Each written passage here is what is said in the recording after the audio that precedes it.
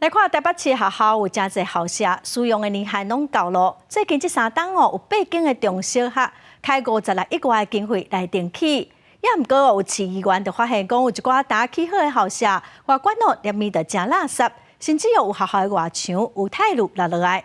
议员是批评讲市政府验收上过凊彩，校园安全可能会出问题。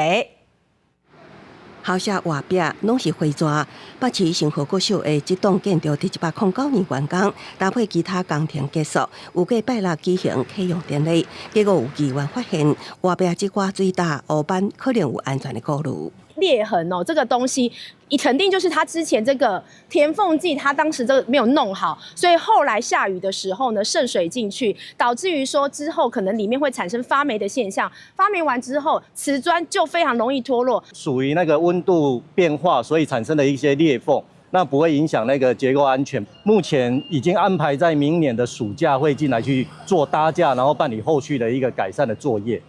那校舍。学校离奇工程的透明空桥也互积极，那学生也是到这关穿底裙经过，敢是互看了的疑虑。最主要第一个、第二个，它还是有裙子遮住，除非是你从下面往上看，才可能是曝光。这是我的想法。天桥部分，先前已经有跟学校这边讨论过，学校大概在11月30号以前会去做一个雾面的一个处理，都是在保护期内哈，我们会在下一个学期会尽快的把这些问题来做一个修缮。